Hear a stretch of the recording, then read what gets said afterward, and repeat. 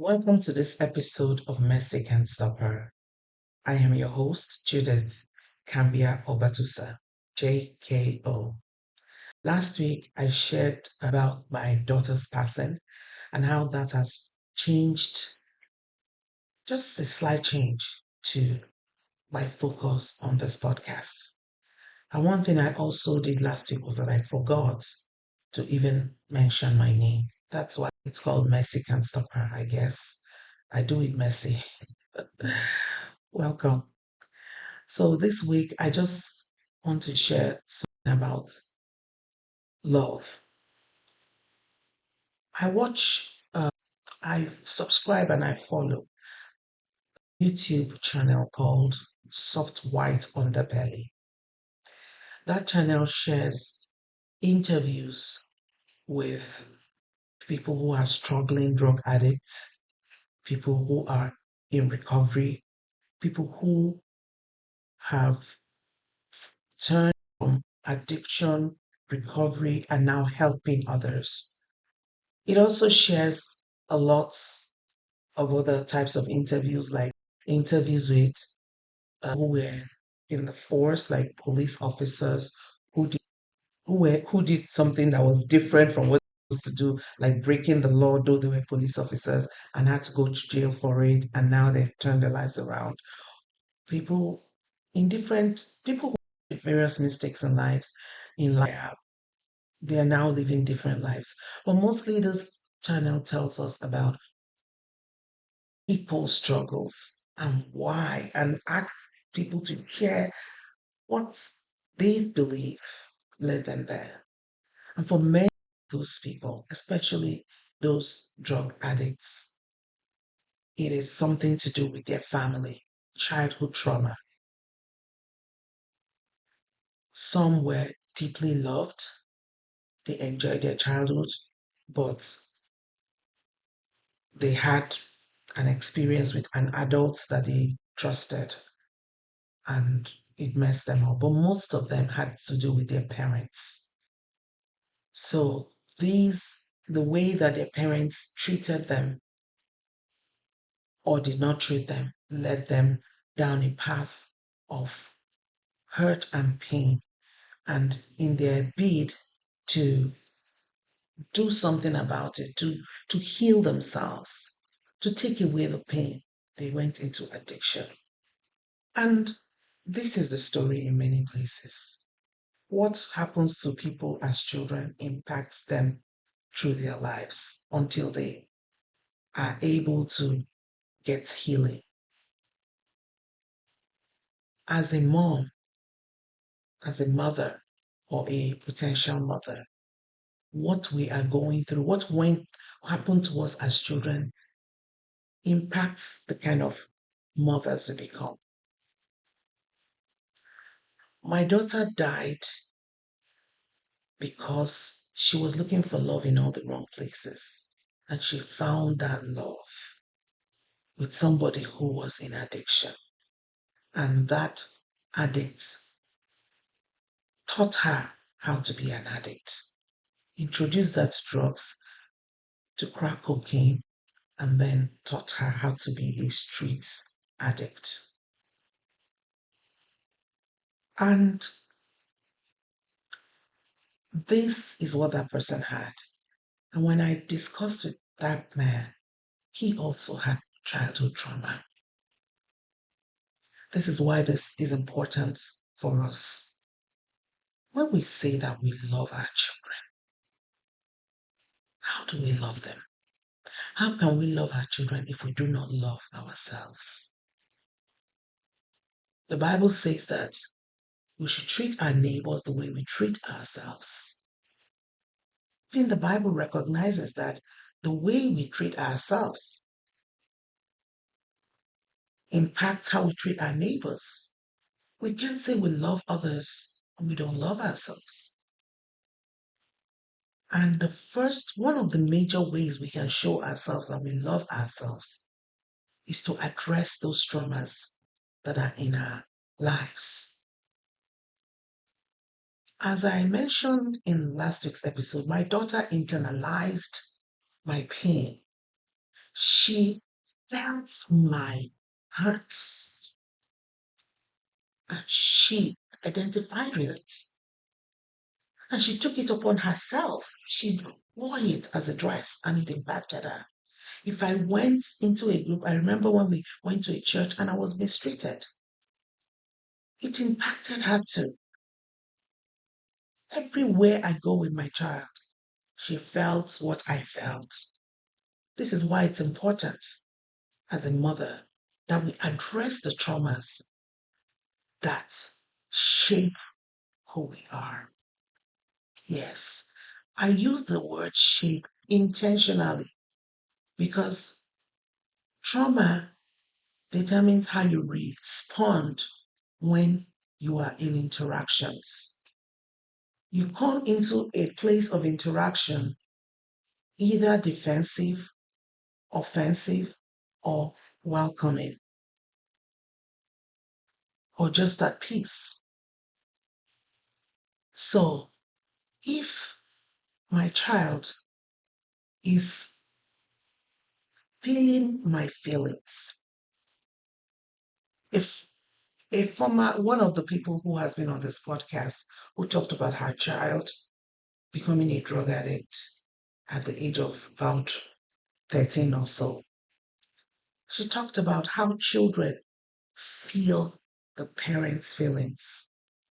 How her therapist or school counselor told her that the feeling, the children feel us what we feel. It is like diffusion. They don't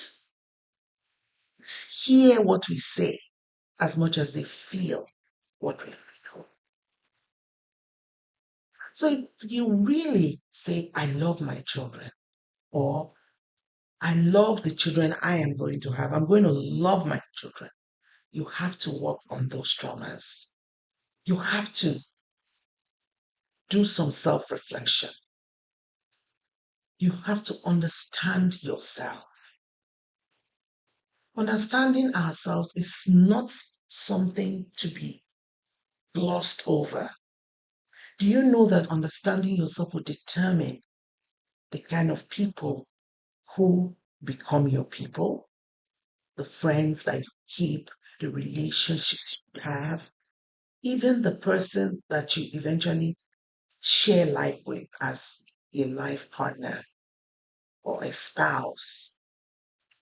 If you understand yourself, you choose better. There are many personality tests that we can do to see who we really are.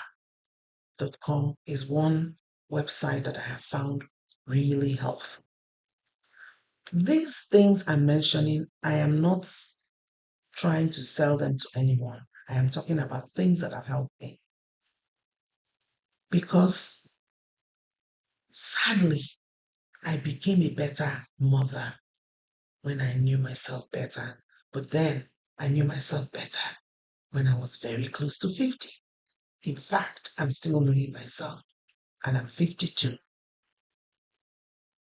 If you're listening to this podcast and you are a mom or you are going to be a mom, you have it in your plans. Please take a moment to do at least this first thing, this first level of knowing yourself. Do a personality test. Go to 16personalities.com and do a personality test. And they can delve into like how you interact with people. Your personality can tell you how you interact with people. The best way that suits you in your interactions. 16 personalities even goes as far as the kind of supervision you get at work that works for you. Look, many times we talk about going to see a therapist. I got to learn about 16personalities.com when I attended a program somewhere. Therapists don't just come, they're not just people you go and you listen, sit down and you listen to them and they listen to you rather. You tell them all the stories. No, they have resources that are helpful to you. If you have a good supervisor at work, you can ask them what they see about you. Maybe just start with reach out to 5 people that are close to you that have interactions with you. If you work, your supervisor or your colleagues at work can be included.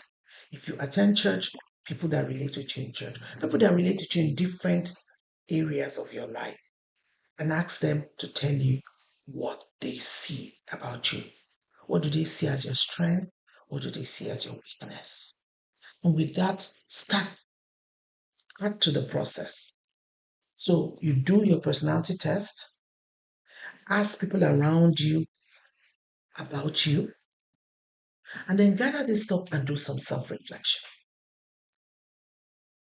You need to know yourself to be a good mother. Take your eye off the relationship you have with your life partner or the father of your child. Take your eye off it. I spent decades, over 2 decades on that. And now I've lost my child. If I use those 2 decades to build myself and show up as the best mother I could be, I feel that my daughter may have made different choices. I would have been there for them, for my kids. I would have built that relationship that they needed. I would have been there. I would have been doing well in my career. I would have been doing better in my life. Because when you talk about doing better in your career or your life, when the people you love the most are struggling, you can't be doing better.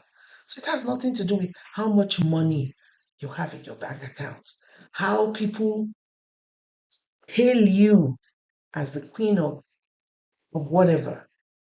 It's about the true relationships, the ones that are closer to you, the ones that you owe allegiance to, first after God, those who depend on you to nurture them and take care of them. And even if you have, they're adults, it's not too late to work on yourself. A friend once told me when I was wailing, crying about my relationships with my children, my children's choices. He said something, if your children don't take you as a mother, God will raise people who will value you as a mother. The Bible tells us that God gives the barren woman children, makes her a mother of children. It doesn't mean that the barren woman, a woman who doesn't have children, becomes always God. That scripture doesn't mean the person will now become a mother, have their own child. There are children all around you. There are people who look up to you. There are people you can influence, people you can nurture. But you can't be the best if you don't know who you are. So on this episode today, I am encouraging you, if you're listening, get to know yourself. Because that's the beginning of being a good mother.